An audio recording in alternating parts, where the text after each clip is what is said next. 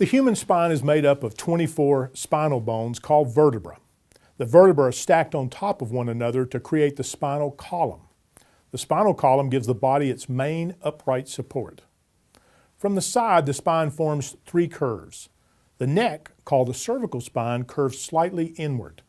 The mid-back, or thoracic spine, curves outward. The outward curve of the thoracic spine is called kyphosis.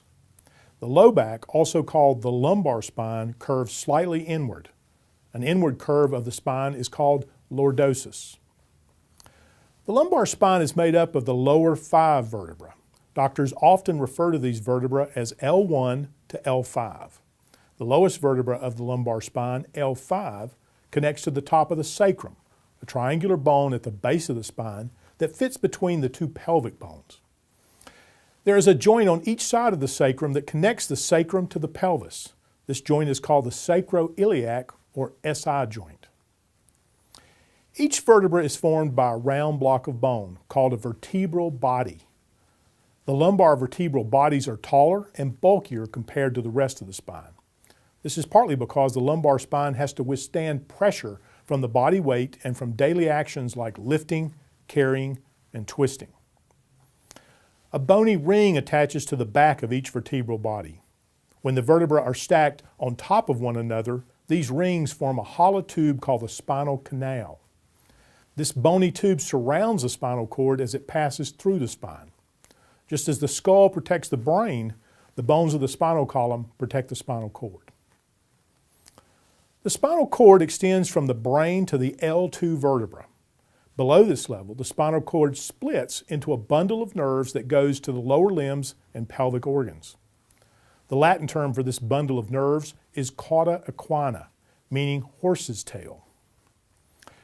As the spinal cord travels from the brain down through the spine, it sends out nerves on the side of each vertebra called nerve roots. These nerve roots join together to form the nerves that travel throughout the body and form the body's electrical system. The nerve roots that come out of the lumbar spine form the nerves that go to the lower limbs and pelvis.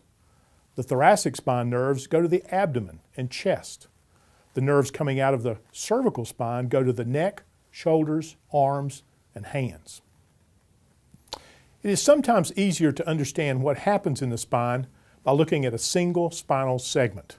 The spinal segment includes 2 vertebrae, the intervertebral disc between, the 2 nerve roots that leave the spinal cord at that level, and the small facet joints that link each level of the spinal column. An intervertebral disc is made up of 2 parts. The center, called the nucleus pulposus, is spongy and acts like a shock absorber to cushion the force between each vertebra. The nucleus is surrounded by a series of strong ligamentous rings called the annulus fibrosus. Ligaments are made of strong connective tissue and connect one bone to another. The annulus fibrosus is actually a special ligament that connects 2 vertebrae together. Between the vertebrae of each spinal segment are 2 facet joints. The facet joints are located on the back of the spinal column. There are 2 facet joints between each pair of vertebrae, one on each side of the spine. A facet joint is a small bony knob that sticks out from the vertebral body at the back of the lumbar spine. Where these knobs meet, they form a synovial joint that connects the 2 vertebrae. The facet joints of the lumbar spine move together in a sliding motion as you bend forward and backward. The surfaces of the facet joints are covered by articular cartilage. Articular cartilage is a smooth, rubbery material that covers the ends of most joints. It allows the bone ends to move against each other smoothly, without friction. 2 spinal nerve roots exit the sides of each spinal segment, one on the left and one on the right. As the nerves leave the spinal cord, they pass through a small bony tunnel on each side of the vertebra called a neural foramen. The lumbar spine is supported by a complex set of ligaments and muscles. The ligaments are arranged in layers and run in multiple directions where they connect the bones of the lumbar spine to the sacrum and pelvis. The muscles of the low back are also arranged in layers. Those closest to the surface are covered by a thick tissue called fascia. The middle layer runs up and down over the lower ribs, chest, and low back. They blend in the lumbar spine to form a thick tendon that binds the bones of the low back, pelvis, and sacrum. The deepest layer of muscles runs along the back surface of the spine.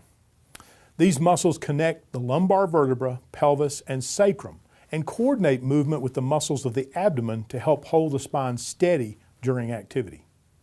We hope watching this video will help you better understand your orthopedic care. You can find more information about this and other orthopedic conditions or procedures at eorthopod.com.